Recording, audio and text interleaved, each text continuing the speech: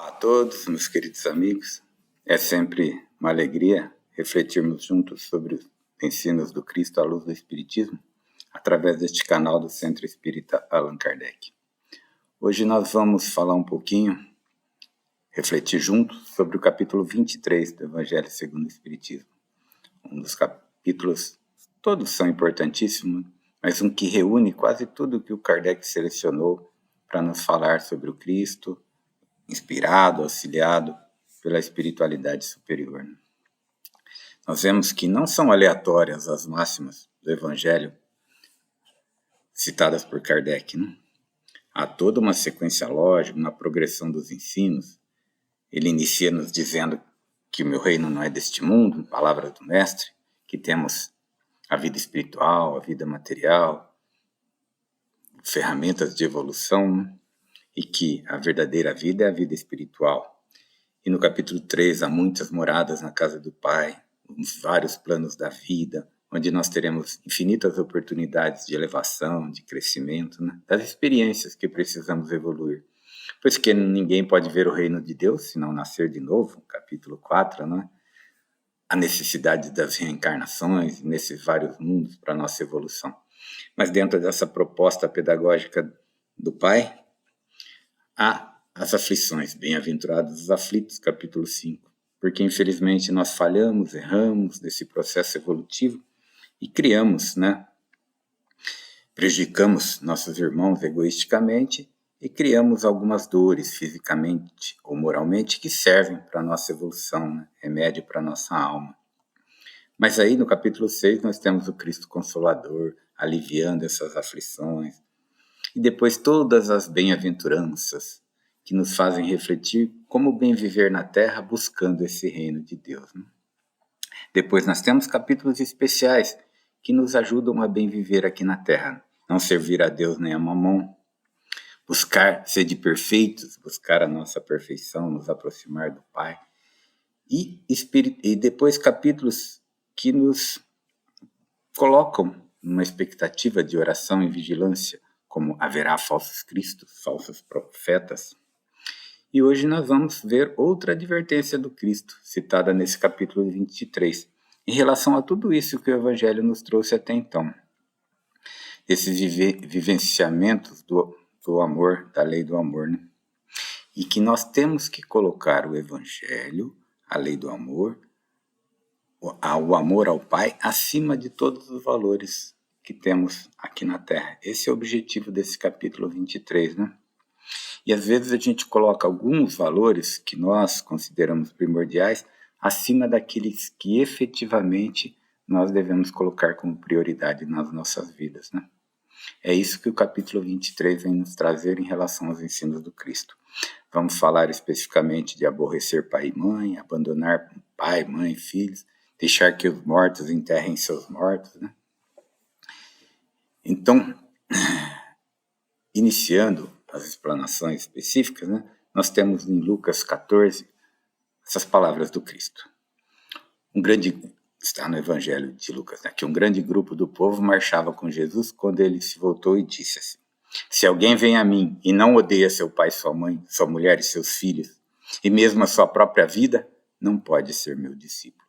E qualquer um que não carregar a sua cruz e não me seguir, não pode ser meu discípulo. Assim, qualquer um dentre vós que não renunciar a tudo que tem para ser, não será meu discípulo. Por isso o capítulo 23 tem esse nome de estranha moral. Algumas passagens evangélicas, algumas palavras do Cristo, a espiritualidade nos ajuda a compreender, que contrastam de maneira muito estranha com os ensinamentos que ele traz, E a gente não consegue aceitar o sentido literal das palavras. Então nós temos que buscar o fundo, a essência, o pensamento do Cristo. Por isso o título do capítulo, Estranha Moral. Provavelmente o verdadeiro sentido está ali numa forma figurada. Pode haver erros de tradução, pode haver as limitações da linguagem humana na época do Cristo, de 8.000 verbetes para mais de 400.000 hoje, Então, a palavra odiar nessa frase de São Lucas, se alguém vem a mim e não odeia seu pai e sua mãe, é um exemplo disso. Ninguém teve a ideia de atribuir essa palavra ao mestre, né? Depois de tantas lições de amor que falamos há pouco, tantos ensinos maravilhosos que o Evangelho nos traz em relação à caridade, compreensão, perdão, amor aos inimigos, a ideia central do mestre não poderia ser odiar os familiares, com certeza. Né? E a gente vê muito hoje em dia a deturpação do sentido de algumas palavras, de alguns discursos, quando alguém corta uma parte, traduz de forma literal algo que não exprime o pensamento exato daquele que estava colocando a sua ideia. Né? E alguns estudiosos da língua nos explicam que as palavras traduzidas, né, do hebraico, das línguas que o mestre usava, né, siríaco, podem perder-se no seu significado. Então, o verdadeiro sentido da frase não odiar seria o sentido de não amar mais, né? Então, em São Mateus, no capítulo 10 de Mateus, nós temos: aquele que ama seu pai ou sua mãe mais do que a mim, não é digno de mim. Aquele que ama seu filho ou sua filha mais do que a mim, não é digno de mim. Esse seria o caso correto. Então, não devemos usar a tradução literal de odiar nesse ensino do Evangelho. Né? Então, seria o mestre queria dizer com isso que nós não devemos amar mais as pessoas do que o próprio Pai. Né? Aquele que nos trouxe a doutrina do amor, nos ensinando o perdão, dizendo bem-aventurados humildes, bem-aventurados puros de coração, misericordiosos, ama seus inimigos, perdoa a todos, perdoa 70 vezes 7, não seria aquele que diria odeie seu pai e sua mãe. Né? Então, podemos dizer assim, que Jesus, que não cessou de dar o exemplo do amor, da humildade, ele quer nos dizer que nós não devemos amar mais nossos pais, nossa família, do que o próprio Pai. Né? No capítulo 19 de Mateus, nós temos assim: quem tiver deixado sua casa, seus irmãos, irmãs, seu pai, sua mãe, sua mulher, seus filhos, suas terras, por amor de mim, receberá 100 vezes mais e terá por herança a vida eterna. Então Pedro lhe diz: quanto a nós que deixamos tudo e o seguimos, Jesus lhe responde: eu vos digo em verdade que ninguém deixará sua casa, seu pai, sua mãe, seus irmãos, sua mulher, seus filhos, pelo reino de Deus, sem receber, desde já neste mundo e muito além, no século futuro, a vida eterna. Em outra passagem de Lucas nós temos: Senhor, eu o seguirei, mas permita que eu disponha primeiro dos meus bens que tenho em minha casa. Jesus lhe responde: aquele que tendo a mão ao arado olhar para trás não é digno do reino dos Deus.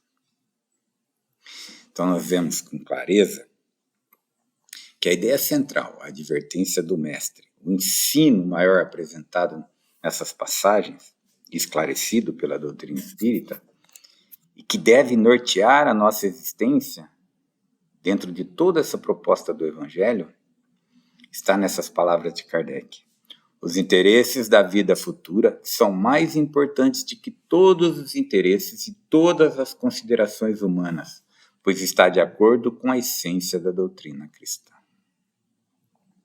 E ele nos dá uma aplicação efetiva dessa máxima nos sacrifícios dos interesses, das afeições de família pela pátria, um exemplo que Kardec nos dá.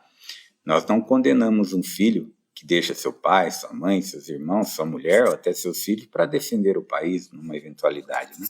Nós lhe reconheceremos, pelo contrário, o mérito de deixar a tranquilidade do lar, o calor das amizades para cumprir um dever, né, com a sociedade maior do que tudo isso. Então, assim, nós temos deveres que se sobrepõem a outros. É uma lei natural também. Exemplo, que os filhos deixem o lar e passem a formar uma nova família. Não deixam de amar os pais, mas o novo amor se sobrepõe àquele. Novas experiências serão importantes para esse novo casal que se forma. Então, o mundo está cheio de casos nos quais há separações até penosas, mas às vezes necessárias, mas nem por isso as afeições se rompem. A distância não diminui nem o respeito, nem a solicitude que devemos aos nossos pais, nem a ternura para com os nossos filhos, que às vezes se afastam de nós. Né? Então essas mensagens tinham como objetivo mostrar de uma forma bem expressiva quão é imperioso, quão é importante o dever de cuidar, de pensar na nossa vida futura, no nosso reino de Deus, como o mestre nos expressava, principalmente nos dias de hoje, né? Quantos valorizam mais os laços materiais que não pensam duas vezes em prejudicar toda a sociedade em favor dos seus aliados, dos seus grupos, dos seus familiares, né? É justamente o contrário que o mestre espera de nós, que em momentos em que o mundo nos coloque à prova, né, que tenhamos que escolher entre interesses pessoais, materiais, egoísticos, em relação a interesses coletivos ou espirituais, que a decisão seja sempre em favor da vida eterna, do Evangelho. Nós não devemos temer os conflitos naturais que existem na expressão da nossa fé, na conduta reta. O Espiritismo vem nos esclarecer nesse momento, em relação até às promessas do Cristo, que nós devemos, nos momentos mais difíceis, optar pela vivência do Evangelho em nossas vidas, pela vida reta, pela porta estreita, né? Então, assim como Jesus, o Espírito, o Espiritismo também topa com orgulho, egoísmo, ambição, fanatismo cego. E quando as pessoas levam isso às últimas consequências, barra o caminho da verdadeira espiritualização. Então, nós temos que combater dentro de nós todo o interesse egoístico que conflita com a vivência do Evangelho. O Evangelho sempre em primeiro lugar. E não só conflitos exteriores, né? Há conflitos íntimos que marcam a nossa história. Momentos de decisão na nossa vida, importantes para a nossa evolução, que marcarão a nossa posição como cristãos. E é nesses conflitos que nós demonstraremos de que lado estamos, se já compreendemos a mensagem do Evangelho. Estamos na fileira do Cristo ou estamos nas fileiras do mundo? Quem amar mais sua mãe, seu pai, sua mulher, seu filho mais do que a mim, não é digno de mim. Quem amar sua vida, as coisas materiais, não é digno do reino de Deus. Então, individualmente ou como sociedade, é necessário que às vezes tenhamos um chacoalhão, um empurrão da vida que nos vai impulsionar por uma decisão. Então, todas as discórdias, todas as oposições que estão destinadas a conflitar com a doutrina do amor, da fraternidade, são necessárias para que nós tomemos nossa posição e possamos dar exemplos de vivência no Evangelho. E hoje nós estamos lutando por alguma causa? Com fé, com coragem? Ou apenas estamos esperando os dias passarem, o amanhã se fazer sozinho, cuidando somente dos nossos interesses? Então não tenhamos medo de expressar a nossa fé. Em Lucas capítulo 9 nós temos: Mestre, disse um outro. O mestre disse a um: segue-me. E ele lhe respondeu: Senhor, permita que vá antes enterrar meu pai. Então Jesus lhe responde: deixe os mortos enterrar seus mortos. Quanto a vós, ide anunciar o reino de Deus. O que ele queria dizer com essas palavras? Deixe os mortos enterrar seus mortos. Pelo que até aqui vimos, nas circunstâncias que tudo isso foi pronunciado, ele não queria exprimir uma censura contra aquele que, por dever filial, queria enterrar seu pai. Mas elas encerram um sentido muito mais profundo, que somente com esse conhecimento da vida espiritual nós podemos compreender. A verdadeira vida é a vida espiritual, é a vida eterna, é a vida normal do espírito. Nossa existência terrena é que é um tipo de morte se compararmos com o esplendor da vida eterna. O corpo é apenas uma vestimenta grosseira que reveste momentaneamente o espírito. Somos espíritos imortais, vivendo uma experiência na carne. Não o contrário, né? Então Jesus quer dizer assim: não se preocupe com o vosso corpo, cuidai do vosso espírito. E de ensinar sobre o reino de Deus, e de dizer aos homens que a sua pátria não é a terra, mas o céu infinito, é lá que viveremos a verdadeira vida. Essa era a mensagem dessa passagem. Para exemplificar que devemos efetivamente valorizar o Mestre, e que não é fácil colocar esses conceitos em nossas vidas, o Mestre trouxe algumas histórias que ficaram gravadas pelas psicografias de alguns espíritos mais preparados para isso, como Chico, né? Nós temos uma psicografia de autoria do Chico, mas pelo espírito Néio Lúcio, em que ele nos diz que Jesus contou uma pequena história na casa de Pedro, que nos leva a refletir sobre como é difícil realmente empreendermos essa vivência plena do Evangelho, né? Ele contou mais ou menos assim. E nós podemos encontrar esses personagens na história se nós buscarmos um estudo mais aprofundado. O mestre disse assim, que o Criador, para ajudar a humanidade, enviou emissários na carne para trazer verdades eternas. E primeiro selecionou um sábio para que ele reencarnasse na Terra. E este, ao começar a sua missão, se tornou um exímio professor, culto, inteligente, mas apaixonou-se pelo próprio conhecimento, pela erudição, e esqueceu de levar esse conhecimento aos que mais necessitavam, que era a sua missão. O Criador então mandou outro emissário de ciência, que decorrendo algum tempo transformou-se num médico admirado, mas devido ao grande conceito adquirido, passou a cuidar só dos maiorais da terra, esquecendo o povo necessitado. O Criador então enviou outro de grande conhecimento, que deveria mudar a terra. E ele então se transformou no exímio guerreiro, um conquistador que conquistou quase todo o mundo, mas passou a acreditar que o povo vivia para servir aos mais fortes. O Criador então enviou outro sábio, que ao contato com o mundo dos homens, procurou as belezas, o belo, e transformou-se em um primoroso artista, mas isolou-se na busca da beleza perfeita no plano material. Foi então que o excelso Pai, preocupado com tantos insucessos, ordenou a vinda de um mensageiro de amor aos homens. Este enviado enxergou todos os quadros dolorosos da terra, sentiu imensa piedade da humanidade, compreendeu a importância do amor ao Criador, às suas criaturas, sempre em primeiro lugar. Compadeceu-se também dos emissários anteriores, da dureza, dos corações, da vida do homem, e passou a trabalhar ativamente para o benefício geral da humanidade. Ele veio para servir, não para ser servido. Desculpou os erros, compreendeu as ofensas, amou sem reserva seus irmãos, mas por isso sofreu perseguições, calúnias, mas não deixou de dar o exemplo de amor aos companheiros animalizados.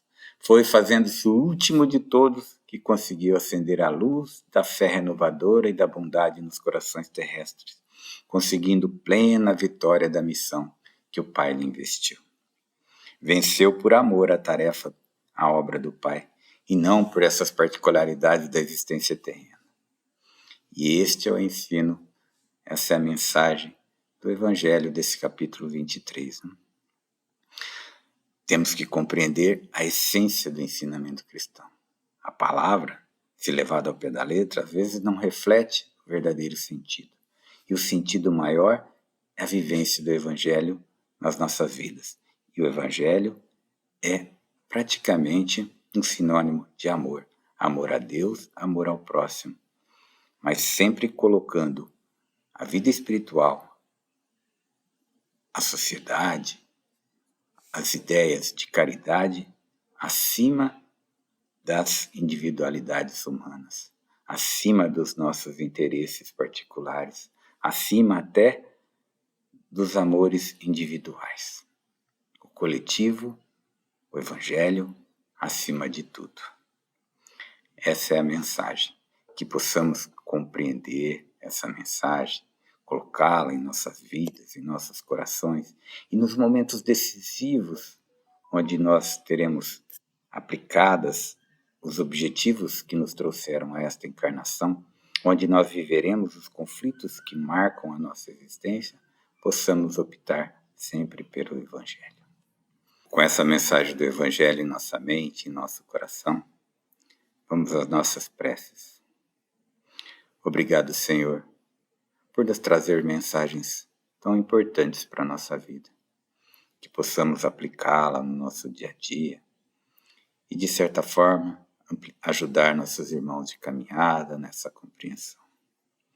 Que possamos valorizar cada vez mais as coisas espirituais e amar nossos irmãos sempre com esse sentimento verdadeiro e sincero. Rogamos, Senhor, por todos aqueles que nesse momento precisam do Teu amparo e da Tua luz. Que a Tua misericórdia alcance a todos os nossos irmãos. Obrigado, Senhor. Seja feita a Tua vontade, hoje e sempre. Que a mensagem do Evangelho fique em nossas mentes e corações.